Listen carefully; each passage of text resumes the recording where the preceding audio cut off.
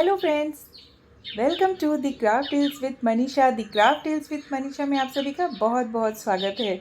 और यहाँ पर आप देख रहे हैं मेरे पास है एक MDF बोर्ड और फेवी बॉन्ड। इससे क्या होने वाला है वो तो आपको पता ही चल जाएगा। तो सबसे पहले मैं आपको दिखाती हूँ, मेरे पास है बहुत सारे मिरर्स और इससे मैं बनाने वाली हूँ आज मिरर मोज़ेक आर्ट, और ये आप लोगों के लिए बहुत ही हेल्पफुल रहेगा।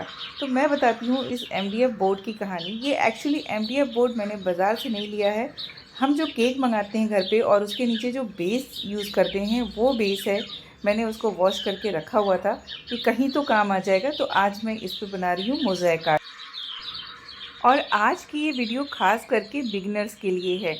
मैंने यहाँ पे फेवी बॉन्ड का यूज़ किया है मिरर्स को चिपकाने के लिए, क्योंकि वो क्विक ड्राई होता है और फटाफट चिपक जाते हैं। आप चाहिए तो फेविकोल का भी यूज़ कर सकते हैं, बट फेविकोल का यूज़ करने के बाद हमको उसको 1 से 1.5 घंटे ड्राई होने के लिए रखना पड़ता है। फेवी बॉन्ड फटाफट स्टिक हो जाता है और उससे आप तुरंत काम को कर सकते हैं। यहाँ पर मैंने ले लिया है चॉक पाउडर एंड फेविकोल का पेस्ट, और उसमें ऐड कर रही हूँ मैं एक्रेलिक कलर। ये स्पेशली बिगनर्स के लिए है जो मिरर मोज़ेक आर्ट करना चाहते हैं या बच्चे करना चाहते हैं, तो उनके लिए बहुत ही आसान से ट्रिक बता रही हूँ।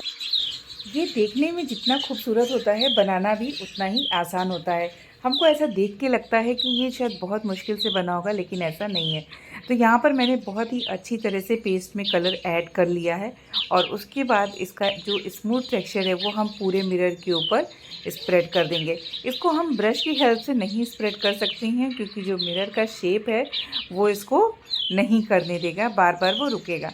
तो आप इसको किसी स्पैचुला से या किसी जो शार्प ऐसी चीज़ रहती है उससे कर सकते हैं स्प्रेड। अदरवाइज़ आप इसको अपने फिंगर्स की हेल्प से भी कर सकते हैं। बस हमको ध्यान रखना है कि जितना भी ये हमारा पेस्ट है वो अच्छे से यूज़ हो जाए और सभी जगह अच्छे से फिल हो जाए।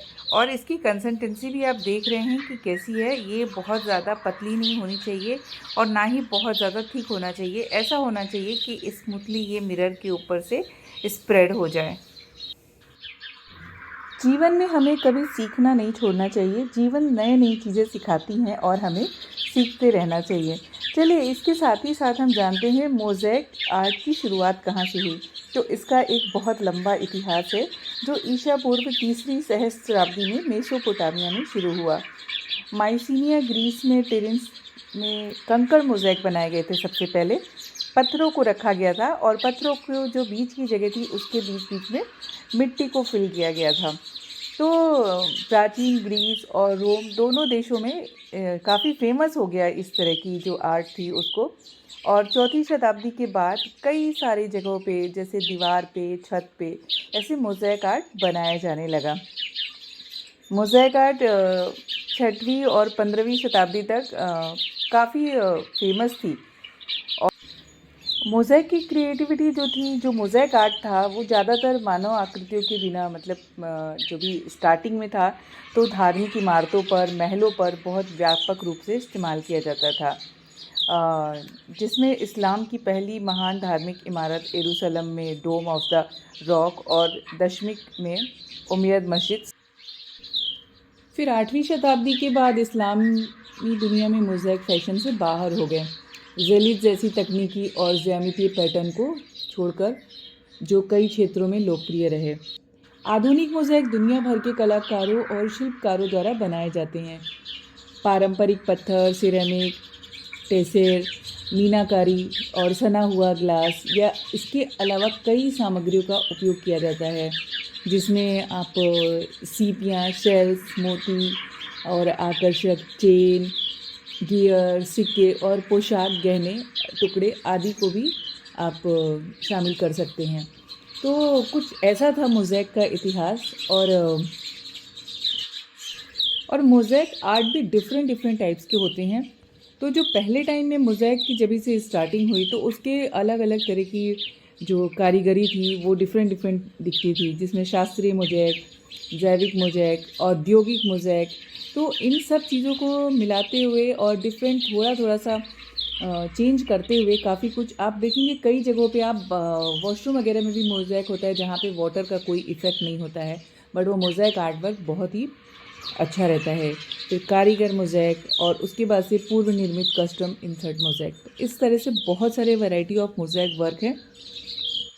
धीरे-धीरे टाइम चेंज हुआ और टाइम के साथ-साथ सब चीज़ें अपनी-अपनी तरह से बनती गईं। तो मोज़ेक में जो काँच है, काँच का उपयोग किया जाता है, तो ये कुछ नया नहीं है। ये पहले के टाइम में भी किया जाता था।